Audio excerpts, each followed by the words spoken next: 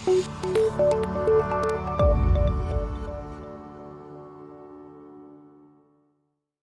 welcome.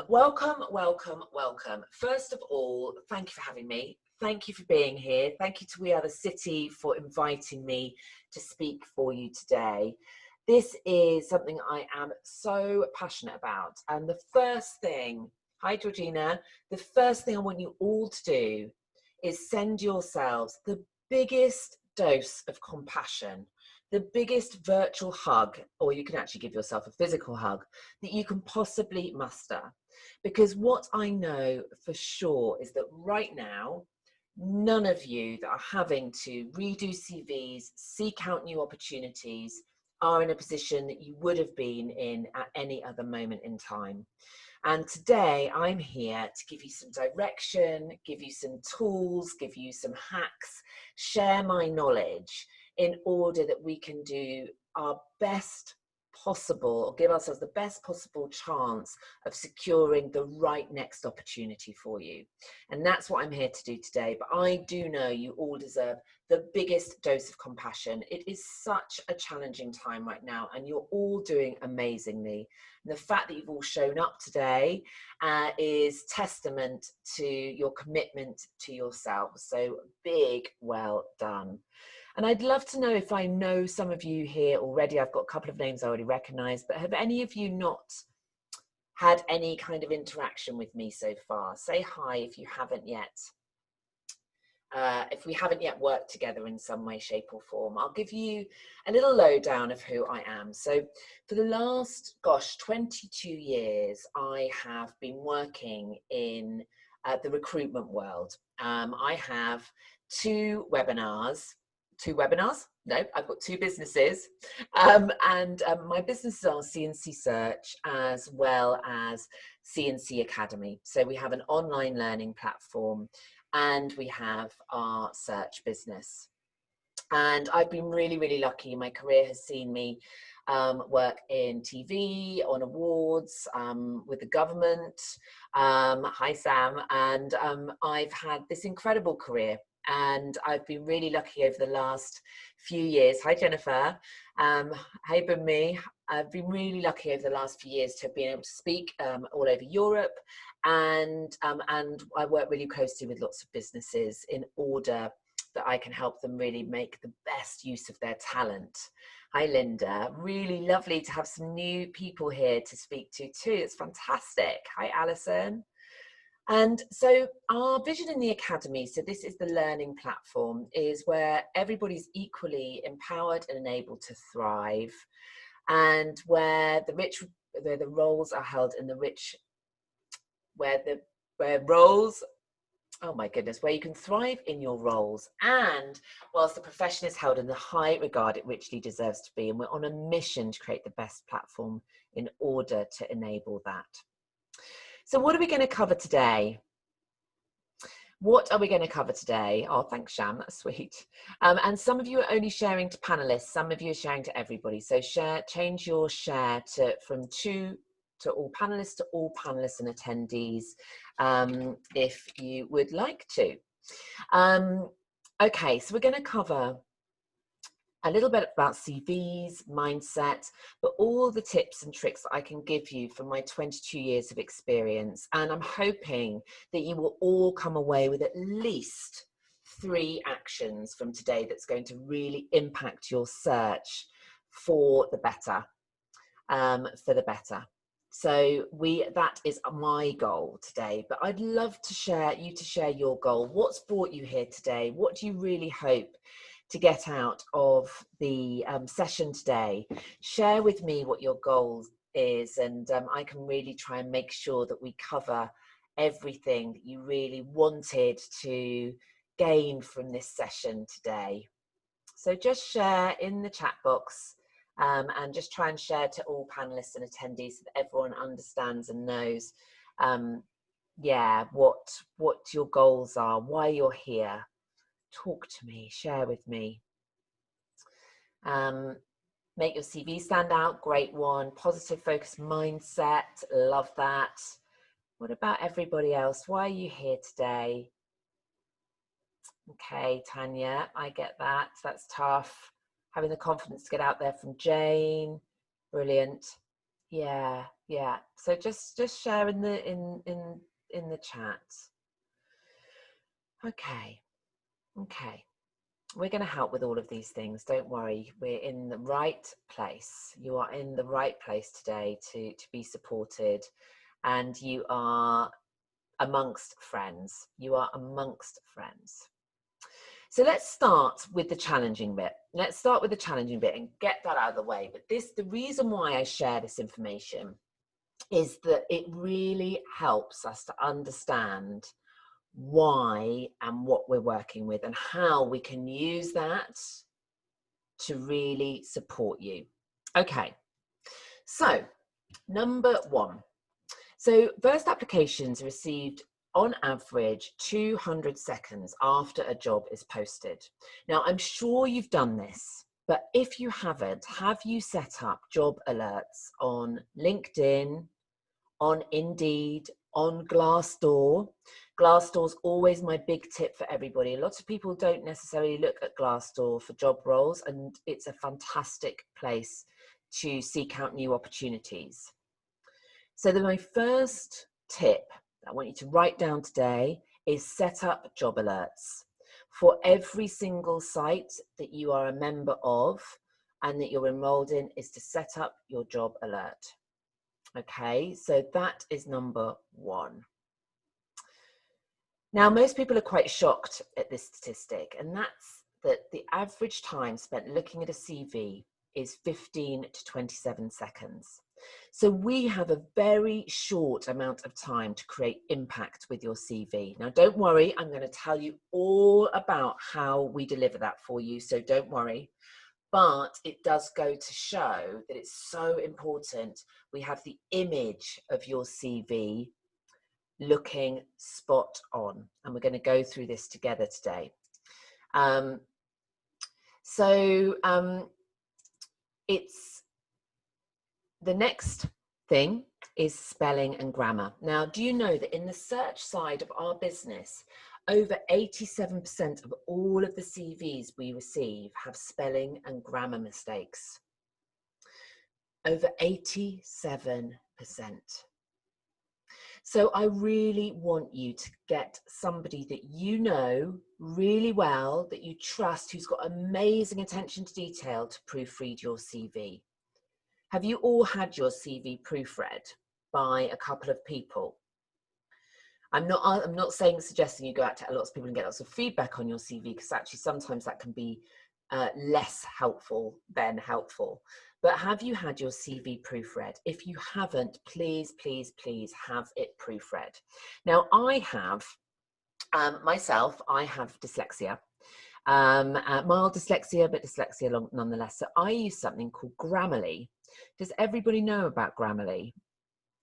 Let me know, yes or no. Have you heard of Grammarly? It's a, no, let's see if I can spell it correctly.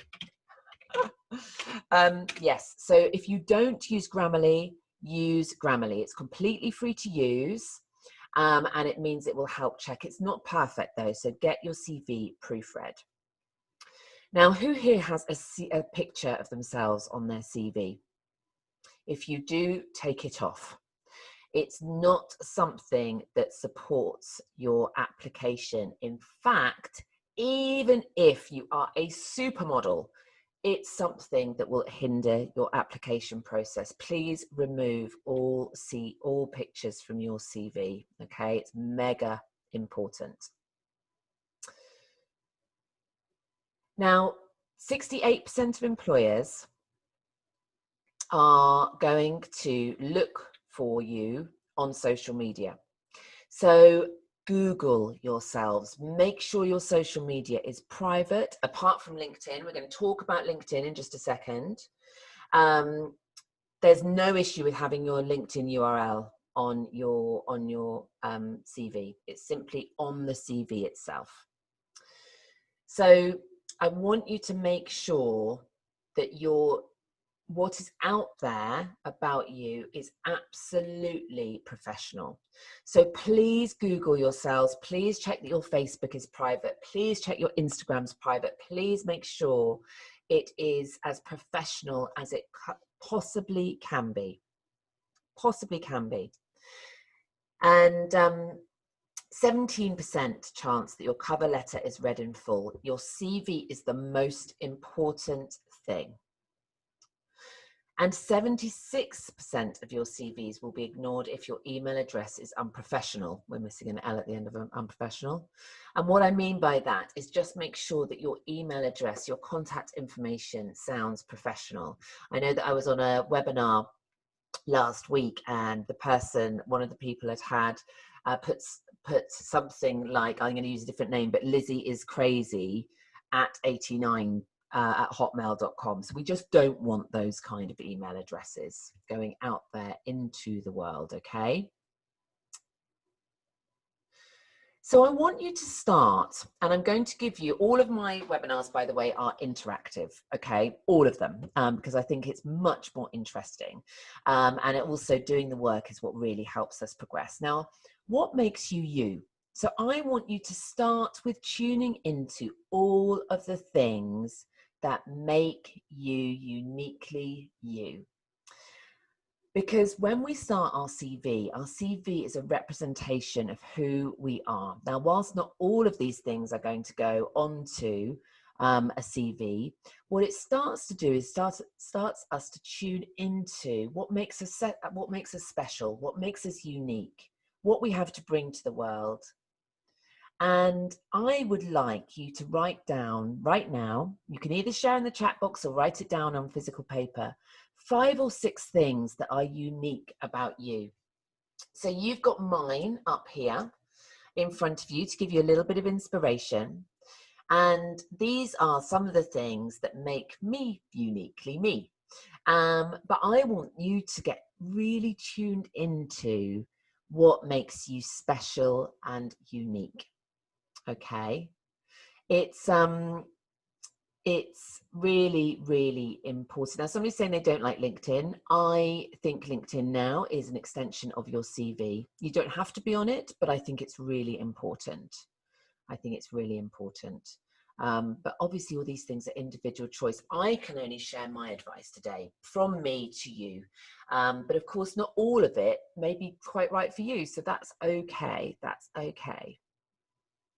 So just spend a couple of minutes now just writing down. I'm going to give you another minute. Just the things that make you uniquely you. What is it about you? Because the one thing I know for sure is 7 billion people in the world and no one else is the same as you. No one else has your unique blend of skills, talents, and life experience, okay? No one else. Just you. Just you.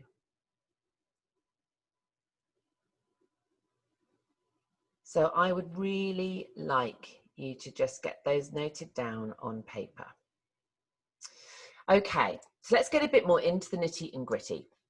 So your CV is your personal PR document. It should be a living, breathing document that you update all the time, that you check out all the time. It should be something, not a tick box exercise.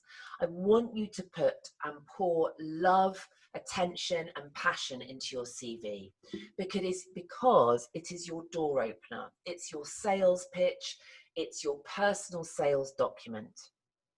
And I'm going to talk to you a little bit about your elevator pitch, which is your personal statement or your personal profile or your objective on your CV. And we're going to talk about that in a minute. My next tip for you today is that you find 5 or 6 job descriptions for roles you really, really want. So that's my next piece of homework for you after this session has finished. And then look at the job descriptions and take a look at your CV and have a look where there's a mismatch. Where are the duties that are on the job descriptions that you've done but maybe aren't on your CV? Where are the skills that you have but maybe aren't on your CV? Have a real look at how you can try and bridge the gap between the jobs you want and the CV you have. Never, never, never lie on your CV, ever. but you can draw skills and experience out that sometimes we haven't thought was as important to really make sure is highlighted. Okay. So write your CV with the jobs you want in mind. So where next is the within? What's in it for me? So when I look at a CV, as an employer, I want to see what is this person's unique selling point or points? What is their unique attribute? What are their unique attributes? What are they bringing? So just be uber careful for any typos. We've discussed that. Your duties on your CV should always be bullet pointed, never written out in long sentences, but bullet points. Because as we know from what I've just shared with you, people don't read CVs, they look over CVs, okay? So that is super important, super important. Your details. This is about being easy to contact, okay? You don't have to have your whole address. You can absolutely simply have a part postcode, locations such as London. You're absolutely right. You don't need to share your whole address. But contact information is critical.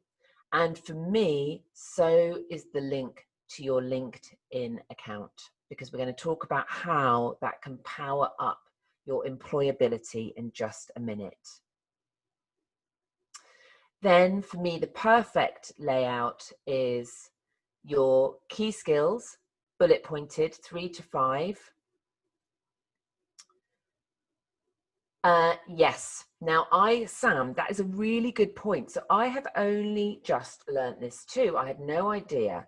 So I don't know that's true, or whether that's true or not, but use dashes instead of bullet points if that's going to potentially help improve the process to go through ATS systems. Anyone that doesn't know, ATS is an applicant tracking system. So I don't know whether that's right or not, but I have heard that from somebody else this week. So your key achievements. So let's just go through this one by one. So Vivian and I will come to the point about the hobbies, and I'll explain why it helps. Okay, so your personal statement is your objective, your unique selling points, and I'm going to talk you through your personal statement in the next section.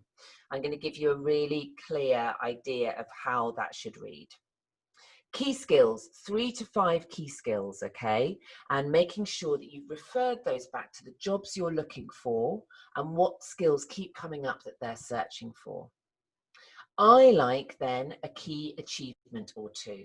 What are a couple of things you're really proud of that you've delivered in your professional life?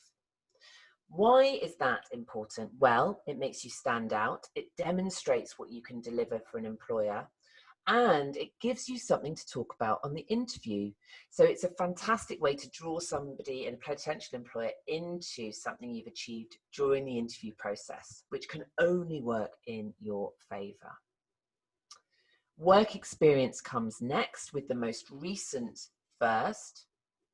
Education, sorry, we've got the skills already. And then hobbies and interests. Now, hobbies and interests are really important because they give you a human touch, okay? This is where our humanity comes out. So don't just put reading, put what you love reading. Don't just put running, where do you love running? Don't just put cooking, what do you love cooking? What makes you uniquely you?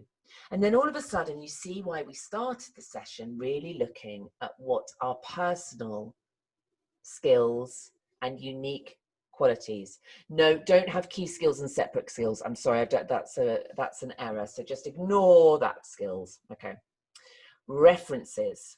Now, do you know that the brilliant thing about a moment in time that we have right now, we have a moment in time right now where people are particularly committed to helping other people. So I really want you to reach out and ask for references, and on LinkedIn, ask for recommendations. as many people as possible from your past, in terms of your past employers, contacts, colleagues. Ask them to support you with either a written reference or a recommendation on LinkedIn. Really, really important in terms of powering up the shininess of your PR document, which is your CV.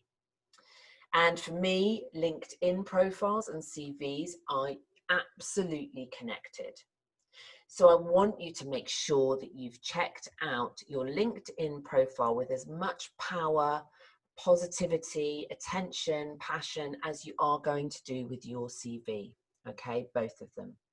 And if you have a long career history, you simply highlight your most recent roles, your most recent and relevant roles, making sure that you shine a light on the roles that are most relevant to the roles you're applying for. Really shine that light on those, okay? So I want to talk to you a little bit about your summary at the top of your CV. Your profile, I believe it's an elevator pitch, because it's the chance for you to also, when you spend a little time on your summary or your profile or your elevator pitch, what happens is you get really tuned into what you have to bring to an employer. It's really helpful on interview, because I know that lots of the people I coach, or when I'm supporting people that are looking for a new role, what often happens is they've lost a little confidence, which is absolutely normal and understandable. But in losing a bit of confidence, selling ourselves can become tougher. And working on our elevator pitch or our unique value proposition, our little personal statement at the top of our CVs, can be really helpful in supporting us to know how we can best sell ourselves on interview. So it's basically your little elevator pitch, okay?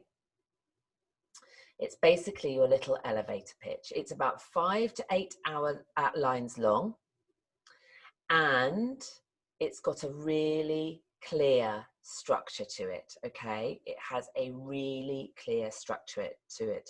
And it's really important that you take some time to craft something that's authentic to you, because you really want this message to resonate with the reader. That might be a hiring manager, it might be a recruiter, it could be HR, whoever reads your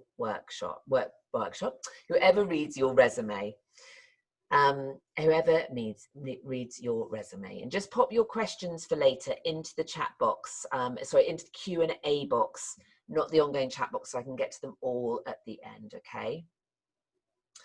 So this is how you incorporate a super powerful elevator pitch, profile, summary. This is going to help you so much. This is your sentences, this is your structure. So you have a super clear structure to follow, okay? And this is what you're going to use in order to make that beginning profile really powerful. But where it's going to bring more benefit, more richness, is going to be in your interview too, because it's going to help you tune into your powers, your passion, your purpose, and what you've got to bring to an employer. So your first sentence is going to be who you are. Who are you? You might be a marketing director with 15 years experience, and mention the areas you've worked in. So you can use this structure very specifically. Second, you're going to mention your specialism in. What are you a subject matter expert on? Where is your zone of genius? Remembering the sort of roles that you're looking for, really look at what your unique skills offer. So making sure that they're pitched at the right level for the right role in your next organization. The third is who you've collaborated with or worked closely with. It's really great for a potential employer to see the sort of people that on a day-to-day basis you would normally be working with or collaborating with. So, for example, I've included an example here for you: collaborated with senior executive level partners and board members. So you're going to put who you've collaborated with. And the fourth is something you're passionate about, something you love doing, something that you know you are brilliant at. So for example, I've included here, passionate about building and leading teams to drive results of high performance. Okay, so you're going to have this brilliant, powerful, standout summary / elevator pitch about who you are that's going to really grab attention. Now, I want you to just remind yourselves that this is a big deal. It's high pressure. There's a lot going on for all of you right now. Me too. And I need you to know that just focus on the step ahead of you, okay? Not this whole staircase. So when we go back to basics and we do the work that we're doing today, when we look at laying our foundations, really making them super strong, I really want you to focus on this first step, not the whole staircase. So the first step, all you need to focus on today while you're here with me, and then afterwards when you go back and do the work that we're talking about, is your CV and your LinkedIn profile. You don't need to stress or worry about anything else, okay, right now and today, I promise. Okay. So I want you just to make sure that your contact information is clearly available.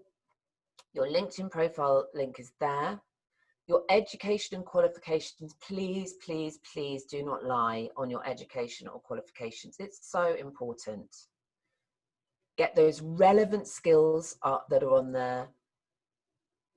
Make your hobbies and interests stand out, and get those references and referrals done. Get those done. Now, I encourage most people to have a slightly different sort of two, three versions of their CV, and just tailored specifically for the sort of roles that you're applying for. Keeping it concise, 2 pages, 3 maximum. And shine a light on what you deliver. Own your experience. This is your time to be bold and really shine. Make sure that if you're, I know this is going to sound silly, but a lot of people forget when they leave roles, they forget to update their CV with roles that are in the past, used in the past tense. Often when you look through CVs, previous roles are still written in the present tense. Make sure they're in the past tense unless you're doing it right now. Be clear and concise. Put the information you most want somebody to see in the upper middle part of the page where the eye is going to be drawn to. Now you notice I have mentioned again typos, typos, typos. Read and reread your CV time again, and it is a description of you. Take care of it like you take care of yourself. It's so important. It's so important. I want you to remember that you may be up against a lot of other people right now, and it may feel like you're not getting anywhere, but we have to buy a ticket to be at the show, don't we? We have to buy a ticket.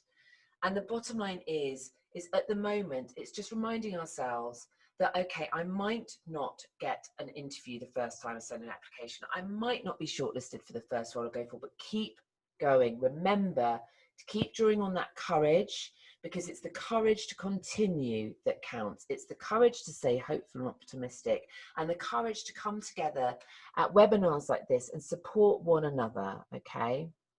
It's so important. Now, when you're writing your story, when you're pouring your love, passion, you know, when you're putting all the unique ingredients into your CV, these are the sorts of things I want you to think about, okay? Because lots of people, when they do their CV, it's like a tick box exercise. I pop down my duties, oh, it's finished, done, great, done. No. When we talk about a living, breathing document, that's exactly how I want your CV to feel. And these are the sorts of things I want you to think about. So your scope, Where's your breadth of skill? Your why? What's your passion, your purpose? What are you deeply connected to delivering for an organization? And of course, that goes into your little elevator pitch. What makes you stand out? What makes you remarkable? Is it clear? Is there clarity in that CV? Is there connection? Is there ability for somebody to feel they can get to know you in your CV? So that's where the unique parts of your hobbies and interests come in. Is there integrity in your CV? Is it truthful? Is it honest? Is it real? Is it accessible? Can I understand it? Have I used language that's only uniquely attributable to my industry? Will other people understand it? Is there a sense of passion and energy in my CV? Do I clearly have values? What are they? How are they shown in my CV? Where am I a subject matter expert? What's my knowledge? Is my CV engaging? Does it connect? So these are the sorts of things I want you to really deeply think about. I think a CV should be done when you've got if you're into music, some music on, really great cup of tea or coffee, and really make it pleasurable. Really make it something that you know is going to make you uniquely stand out as you, okay?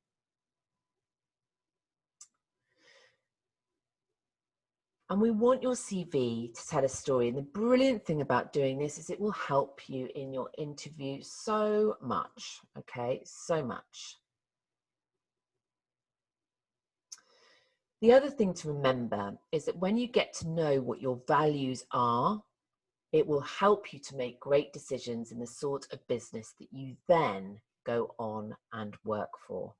It is so important. It's so important you figure out what your values are, and are those values held by the company you are interviewing with?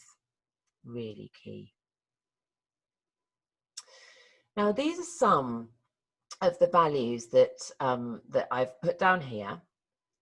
And the reason why I want you to spend a little time working out on what you value is because it really helps us to understand where we should be applying, who we should be working with, but also it goes back to the integrity piece and our confidence in interviews. So if I say to an employer, I really value learning, so intellectual growth, and I'm really open to new ideas. And the way that I keep learning is I read lots of books and I listen to lots of radio programs. And I like to listen to Radio 4 and Radio 6. And I love to read leadership books, and I list what those are. Now, the clever bit when we figure out our values is I would make sure that the books I love to read are listed on my CV as a hobby or an interest. Now that means then on interview, I get to talk about my values. I get to talk about what's really important to me. And we are working in a much more value-led society in terms of hiring, okay? So creativity, what's my value? I really value creativity. On my hobbies on my CV, I might have watercolor painting. And they might say, oh, I see that you love watercolor painting. Oh, yes, I really love being creative. I love looking for opportunities to enhance my creativity. And one of my hobbies is watercolor painting because that's a real outlet for that.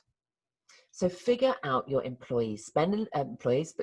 figure out your values, spend a little time working on what those are and how those show up for you. I have given you a list here of the theory of basic human values. So there's loads out there. But the theory of basic human values is that there is power, achievement, hedonism, stimulation, self-direction, universalism, benevolence, tradition, conformity, security.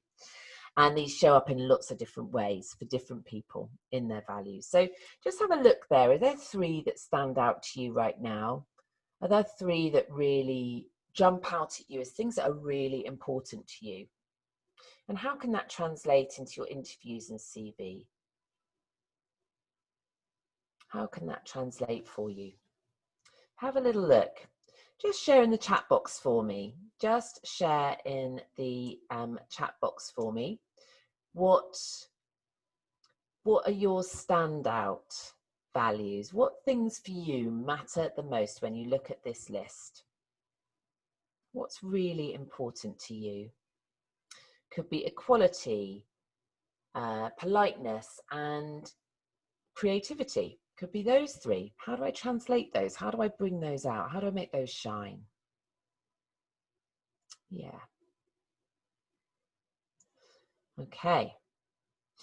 So the important thing is that your CV can tell a story about you, your values, and it's a way of you really being proud of what's important to you and what you've delivered, what you're capable of delivering. Really, really critical, really critical.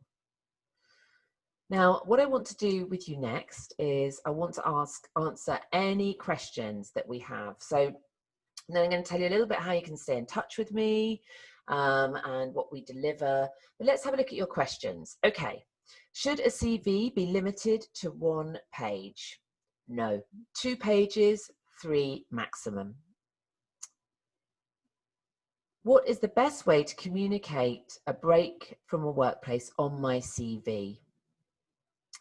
So I would always put the dates that you've had a break and just put a break due to family commitments, and then the training and upskilling you've done during that time.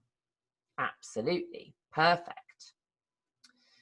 Do you think cover letters are still relevant when applying for positions? Well, the data tells us that they are not widely read. So the data tells us that the effort, the passion, the importance should be placed on the CV. Should be placed on the CV. Do you recommend that I put a note on my CV that an employment gap is due to COVID? No, you don't need to. Any employer right now truly understands that gaps in CVs right now are completely and utterly normal and not your fault. Not your fault.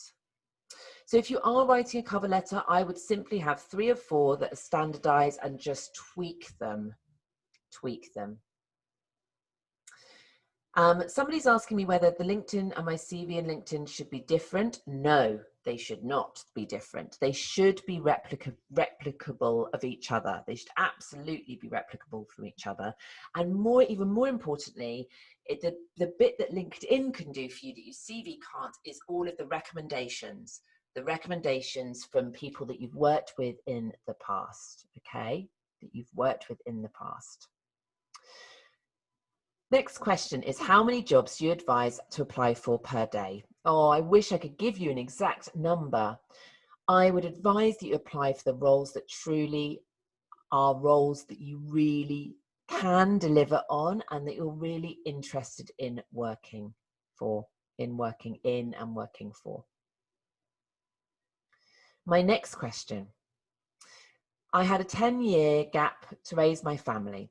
Oh, how do I explain that on my CV? You simply put the date. So 1990 to 2020, raising family. Then go on to the next thing.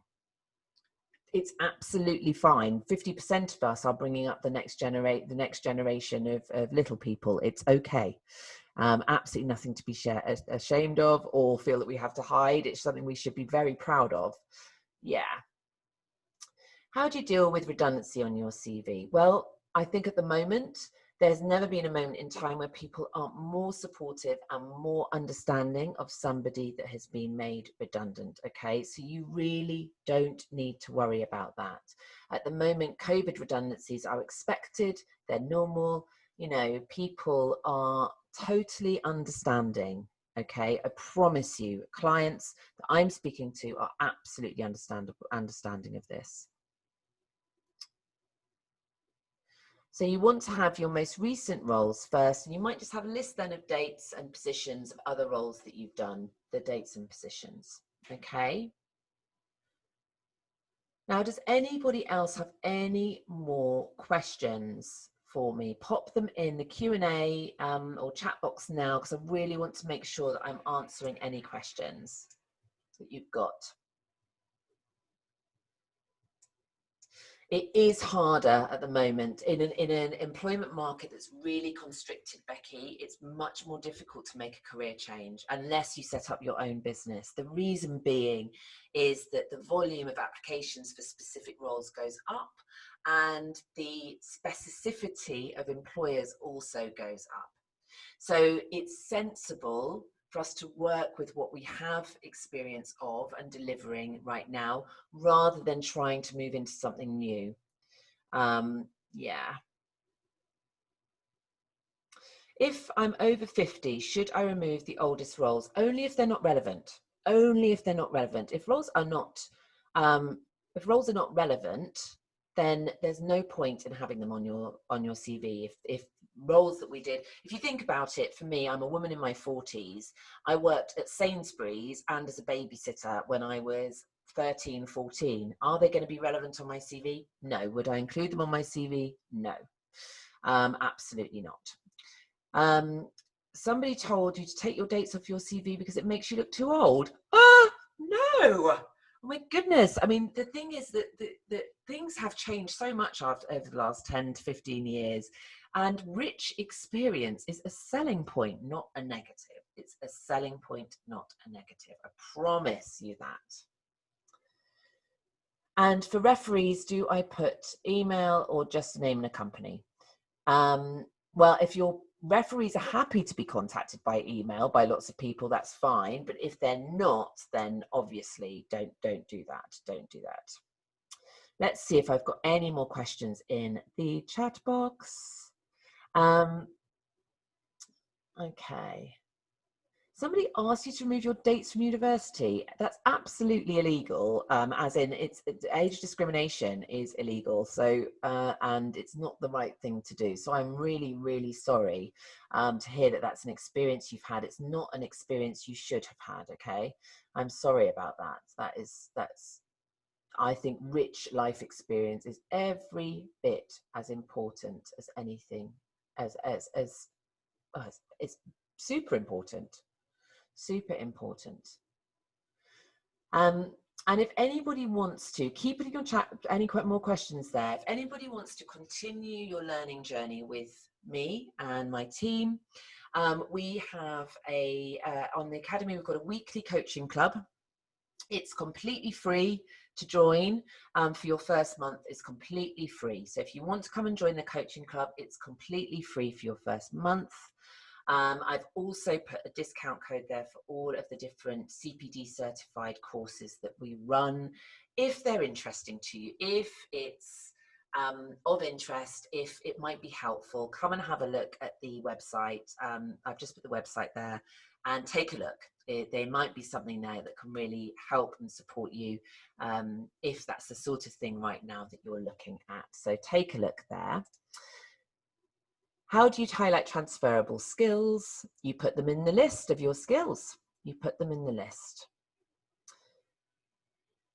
And for me, a CV is best in terms of black and white. I prefer that myself to color, but I am quite, you know, that may be a generational thing. I don't know. I don't know.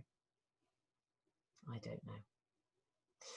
So I want to thank you very much for being here today. Now, before you go, will you share a couple of actions that you're going to take after today? What actions are you going to take? Just thank you for coming, Linda. Really appreciate it. Really appreciate it. Just share with the group a couple of things that you're going to take away from this session. It's so good for me to know and have some feedback about things that you're going to do from today's session. Okay, so rewrite a CV, improve your summary on LinkedIn, register on Glassdoor, making your CV a living document, brilliant. Removing photos, good, great. Working out your values, I love that, love that. Yeah, that is fantastic. That is fantastic.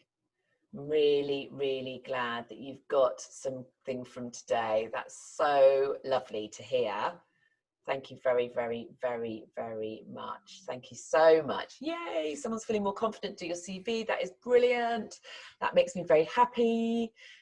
And just remember, you have so much fantastic stuff to bring to your next employer. Okay, never lose sight of what you have to bring. Okay, but we can make sure that your CV looks absolutely amazing and as brilliant as you possibly can make it. So I want you just to remember that. Here are my details. If you want to get in touch with me, you are welcome to get in touch with me.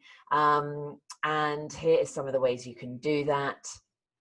I'm sending you all the hugest virtual hug and sending out the best possible supportive vibes for you being able to achieve the role that you richly deserve to achieve.